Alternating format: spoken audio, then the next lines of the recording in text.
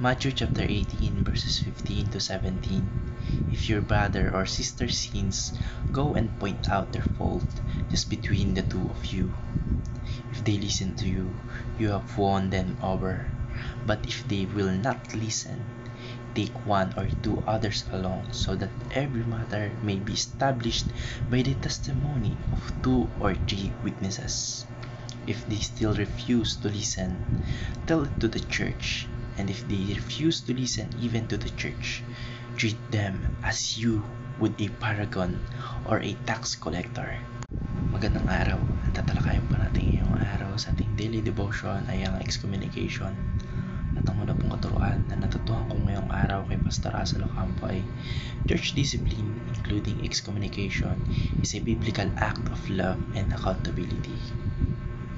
Ang disiplina raw po sa loob ng simbahan o sa loob ng iglesia, kabilang na po yung mga posibleng pag-alis o excommunication po ng isang miyembro doon sa iglesia ay hindi po gawa ng galit o paghihiganti sa kanila, kundi ito po isang pagsasabuhay ng pag-ibig at pananagutan ayon po sa katuruan ng Biblia. Ang layunin po na ito ay hindi upang ipahiya yung mga fellow churchmates po natin, kundi upang tulungan po sila na nakagawa po ng kasalanan na mas ma-realize nila at makita yung kanilang pagkakamali at magbalik loob po sila sa ating Panginoong Diyos. Kasi parang kung sa parenting lang, parang yung panakot nga sa atin dati, diba? Papalayasin kita kung hindi ka magdito na. Tapos syempre pag natatakot tayong palayasin kasi wala tayong matutuluyan. Tapos syempre bata pa tayo, di ba natin alam yung mga gagawin sa buhay. So mas pinipili nating sundin yung kung ano po yung nararapat, kung ano po yung inuutos sa atin ng ating mga magulang. Ganon din po ang excommunication. Ang pagtutuwid po ay isang anyo ng pagmamahal, tulad po ng isang magulang na dinidisiplina po yung anak niya upang may tama yung landas nito. Kasi wala naman po mabuting magulang na maghahangad ng ikakasama ng kanyang anak kung hindi pa rin po makapagpapakumbaba yung taong iyon o yung certain person na iyon. Maaari pong ihiwalay siya sa simbahan o sa iglesia. Pero kahit po ito ay parang maigpit, ito po ay isang nagpapakita ng malasakit po sa ating kapwa, kasi pinapakita po ng iglesia na seryoso ito sa kabanalan at kapakanan ng spiritual na buhay ng bawat po miyembro ng iglesia.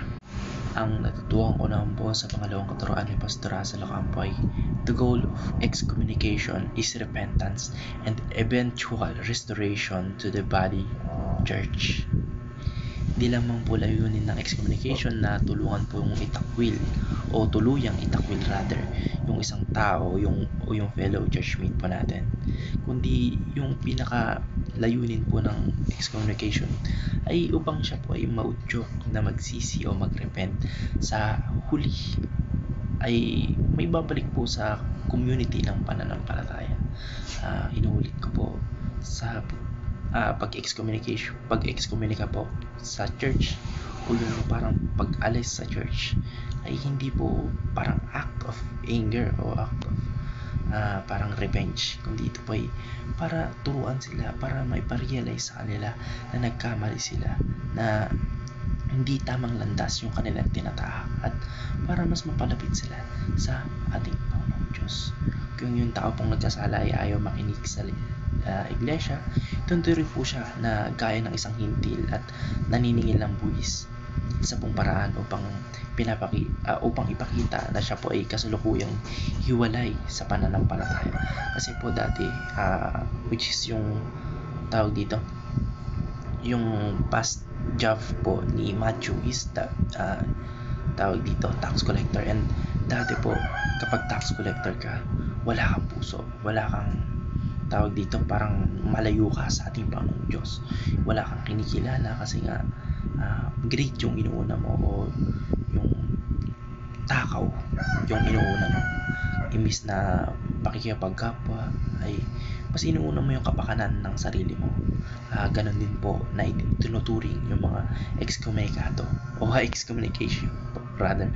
Nakuha ko po yung excommunicado kay John Wick kasi nga po ayun, nawala na siya sa stable and pinapahanap siya na parang, ay nga, basta pag napanood po natin yung John Wick, though malayo sa context, pero naalala ko lang excommunication, and ganun na ganun din yung parang nangyari kay John Wick, na pinalaya siya dun sa table, and syempre wala na siya dun sa pumuprotekta sa kanya, wala na siya dun sa certain organization na yun, kaya parang nanganganib yung kanyang buhay, at mauunawaan po natin yun kapag